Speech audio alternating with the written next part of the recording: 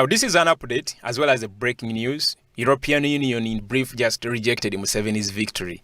In a heated debate, which lasted almost half an hour, members of the European Parliament, they all spoke forcefully about Uganda's sham elections. They condemned the violence, the attacks on His Excellency Bobi Wine and the party members, those on the run, those in prison, those in the detentions. They highlighted the internet shutdown, denounced the ongoing violence, actually the one that took place before the election, during the election, and even after the elections. Most importantly, they called for immediate action against Museveni and his inner circles, reviewing the partnerships as well as pressing very hard for accountability. It is most important to note that Museveni has mismanaged and messed up Uganda to the point that this our country still relies heavily on European aid for survival. And we are yet to see the aftermath of such kind of a debate. Each and every person who stood up to speak, every member was very bitter, very angry, in brief, bitterly critical of Museveni and all his allies. They came very prepared for this. They exposed the realities of the situation on the ground. They did their homework. They really were very, very prepared. Now, maybe let's dive deep into the session. I want you to pay close attention to each and every speaker. I want you to hear each and every word. Let's get into this. Two motions for resolution to wind up this joint debate. The debate is closed and the vote will be held tomorrow. The next item on the agenda is debates on cases of breaches of human rights, democracy, and the rule of law. Next debate on the agenda is post-election situation in Uganda and threats against opposition leader Bobi Wine. My first speaker is uno de los autores, el señor.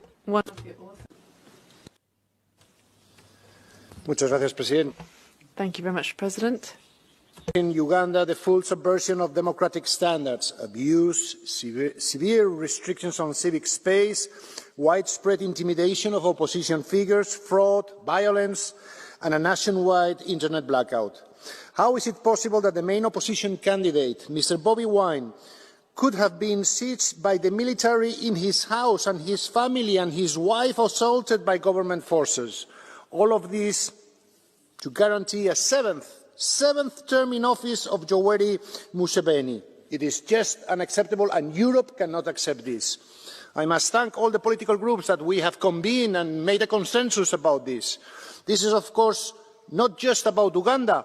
It's about supporting the hundreds of millions of Africans who seek freedom, who seek the right for their voices to be heard, who seek their fight for progress and dignity, but are not allowed to do so through violence and oppression.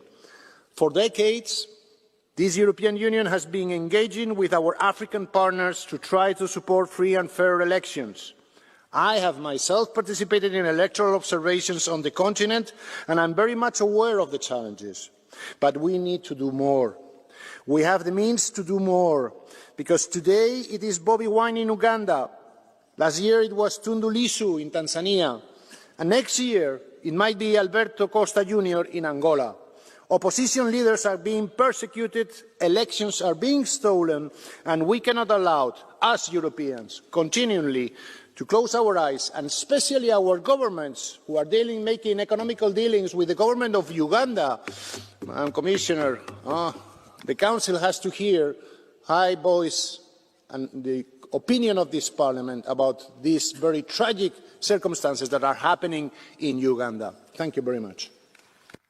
Señor López Istúriz, my second speaker is another author, Mr. Hayde. Thank you, Chair. Dear Commissioner, ahead of the elections, Bobi Wine was cheered by tens of thousands of Ugandan voters wherever he appeared in the country.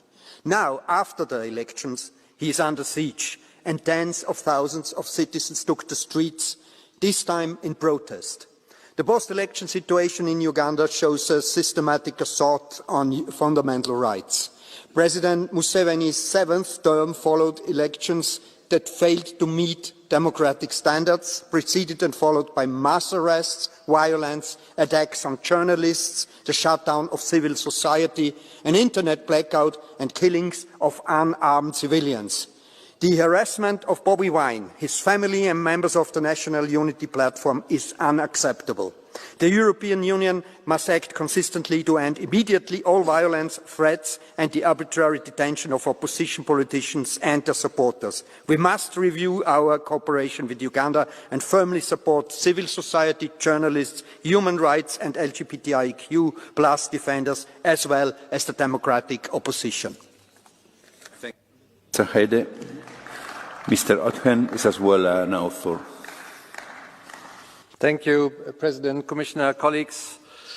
What happened on January 15th in Uganda, the so-called elections, were not an election. They were a military operation, and the facts confirm it. Soldiers, acting on direct government orders, raided the home of opposition leader Bobi Wine, assaulted his family and forced the family into exile. Opposition supporters were arrested, disappeared or were killed, including Mesa Kokelo, who was fatally shot while attending a peaceful rally. We are deeply alarmed by reports that the regime has publicly threatened to kill opposition leader Bobi Wine. All these are not isolated incidents, they are acts of terror which are meant to silence an entire opposition. We call for the immediate and unconditional release of all political prisoners, an end to military trial of civilians, full accountability for the crimes committed and a real electoral reform. Today, we as European Parliament say clearly, we stand with Bobi Wine, Uganda's opposition and civil society, and all those who risk everything to demand freedom. Thank you. Thank you very much, dear colleague. Mr. Fröhlich is an author as well. Herr Präsident. Thank you, President. Idi Amin, former dictator of Uganda, said that he can't guarantee free speech. Critics of the of what's been happening in Uganda really can show that Uganda is an example of post-colonial area. The opposition is suppressed, and between 2020 and 2024, millions of euros were spent to ensure governance in Uganda. This has led to reactions, and in the end, this is just wasted money. We should focus development policy on economic growth and infrastructure, not just on exports. That will give us access to resources. It's a win-win situation. That's the best way of dealing with it. Thank you. We jump into the second part on behalf of the EPP group, Mr. Schenk.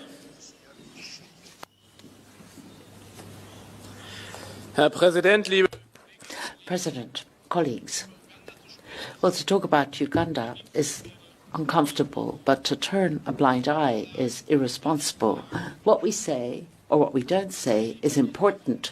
Uganda is in a situation which we cannot possibly ignore. We're talking about citizens who suffer from violence, media that are not allowed to do their work, opposition with a very narrow and ever narrowing political area.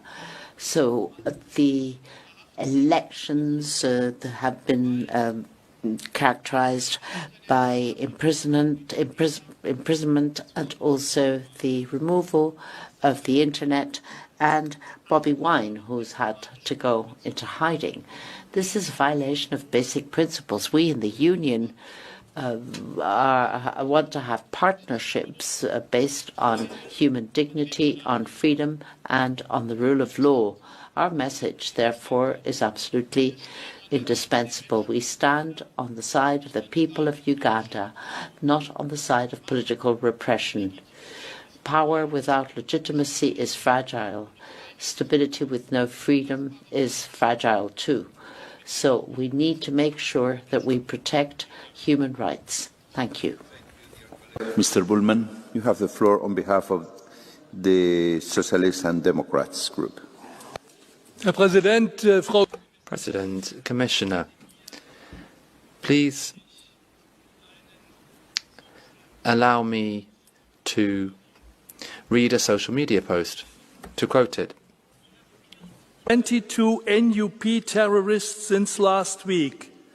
NUP steht für National Unity. NUP is the National Unity Platform. That's the opposition party. I continue to quote. The 23rd is Kabobi. Kabobi steht für Bobby Wine. Kabobi is Bobby Wine, the leader of the opposition and the candidate for the presidency. That quote is from the son of the president. He's also head of the Ugandan army. The post has now been removed, apparently because they fear an international reaction. I'm in favour of offering money to strengthen democracy. I'm in favour of protecting human rights through our cooperation. But this is completely unfair, what is happening, and I'm waiting for action from the Commission and the Council. The European Parliament is not going to let this go. My next speaker on behalf of the ESN group is Mr. Siskowski. Thank you, Chair, ladies and gentlemen. 40 years is a long time, and 40 years ago the world was completely different. Diego Maradona was the best football player. Margaret Thatcher was the ruling person in the UK. Uganda has had the same president all the time, so no surprise people want changes.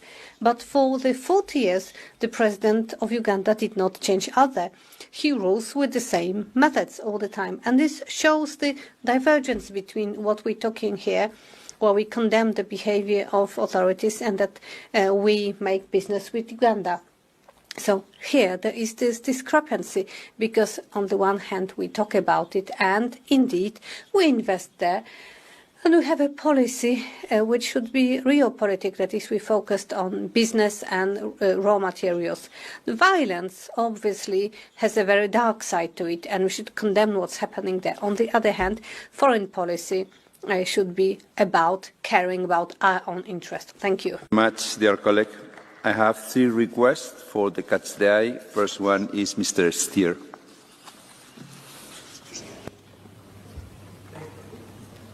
Thank you, Mr. Chairman. Well, the situation in Uganda is not only a problem for Bobby Wine. Of course, it is for him and his family. It's not only a problem for Uganda, for the country.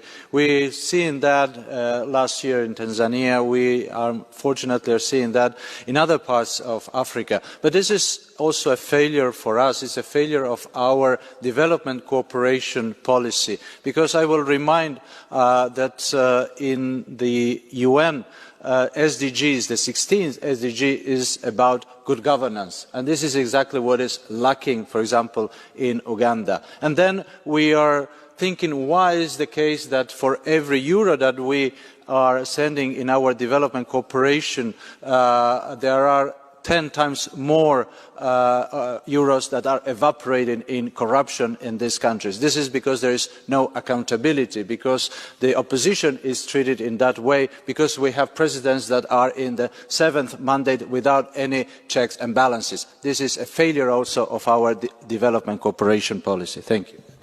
Muchas gracias, señor Stier. Señor López Aguilar. Dear Chair, President González Pons, Commissioner, more than 10 years ago, my first mandate is this European Parliament. I was a member of a EU electoral observation mission to Uganda, a country long tormented by oppressive, brutal regimes.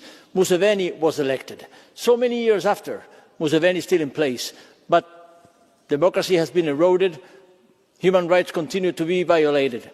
I had the opportunity to check the importance and the weight of EU diplomacy on the spot in Uganda. So it summed up with the embassies of the member states, and still we're still powerless in order to make the right point, to bring about fair, credible elections in Uganda. Insofar, there is something we can do. It's make the case for human rights violated of the leaders of the opposition, so that the European message is still heard in Kampala, in Uganda, and all over the place, that we do care about those leaders of the opposition which are so unfairly prosecuted against. So please, Commissioner, take the message. Action is needed in Uganda, Kampala. Thank you. Muchas gracias, señor López Aguilar. Mr. Tinkinen, seat 210. Mr. President, Uganda's president, who has been in power for more than 40 years, has placed the only credible opposition candidate under house arrest. 40 years in power, and challengers are put under house arrest. This is not democracy, it is criminal. Now listen to what the EU's official policy is at the same time regarding its support for Uganda. The EU cooperates with Uganda to promote the country's green transition, support sustainable and inclusive job creation and investment growth, and strengthen democratic governance that advances social inclusion and human rights. It seems the support policy has not been very successful. The EU must now decide whether we want to continue financing these regimes that laugh at our declarations with gold teeth flashing, or is it time to adopt a new mantra for development aid as well? Here we draw the line. Thank you. Thank you very much, dear colleague. Madam Commissioner, you have the floor.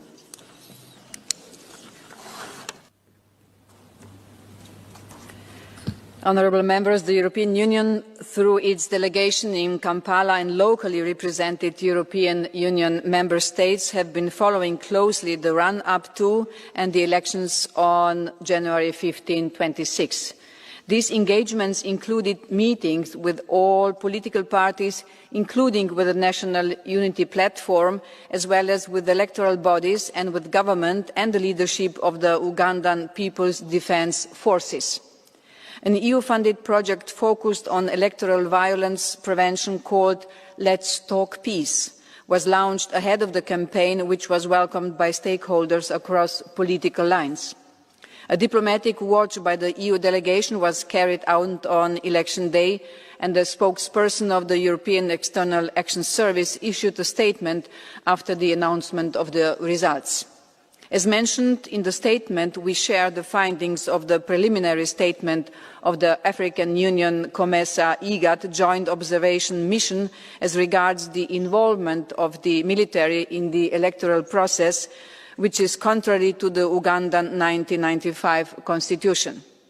Furthermore, the Internet shutdown implemented 2 days before the elections clearly limited access to information and freedom of association. We are also very concerned with the arbitrary arrests and suspension of numerous civil society organisations ahead of the elections. We call for investigations and accountability following the reports of death, violence and detentions of opposition politicians and human rights defenders, as well as for clarification of the current situation of Bobi Wine in particular. We call on all political actors to exercise restraint, to refrain from violence or incitement. The EU, despite the current challenges, will continue engagement with Uganda on a broad-based agenda based on shared interest and mutual respect, including on trade, critical raw materials. Our cooperation and humanitarian programmes promote a Team Europe approach, exploring opportunities for transformative projects, including under the Global Gateway. At the same time, the EU, through an open dialogue with Ugandan authorities, will continue to advocate for the respect of human rights and democratic principles and to follow up on anti-discrimination measures. The EU will continue to stand by civil society organisations and support them in line with their needs and our values and principles. Thank you very much, Madam Commissioner. The debate is now closed. I have received 5 motions for resolution. They will be held tomorrow. The vote will be held tomorrow. Sorry. All right, the vote will be held tomorrow. Of course, I'm going to come back and as well give you that update. That is going to be tomorrow. What you've just watched is not this usual ordinary political table or discussion. When international lawmakers like the European Parliament, European Union, when they speak directly and this long, because this has taken over close to half an hour, when they call for action, when they question the partnerships, when they question accountability, when they condemn what you actually know, like what is currently happening in this our country, Uganda, it signals that something serious is unfolding. Uganda is no longer being discussed in whispers or on local media platforms. Now it is being discussed and debated on the global stage. Why? Because of what you and I know. We did not have an election. That wasn't an election. It just looked like something. It was a military operation, just like they described it. The question, very simple right now, is what next? Of course, I'm going to come back later on and we break this down. I don't want to mix in dissecting this this debate right now. I want to give it to you like the way it is, and then later on I'm going to come back and we'll break it down bit by bit. As of now, spread it far and wide, share it with a friend, share it with your family, share it with a comrade, and as well make it a point of discussion wherever you find yourself discussing about issues concerning this our country, Uganda. It's the JB Monk Talk Show. That's what I had for you today. Bye-bye for now.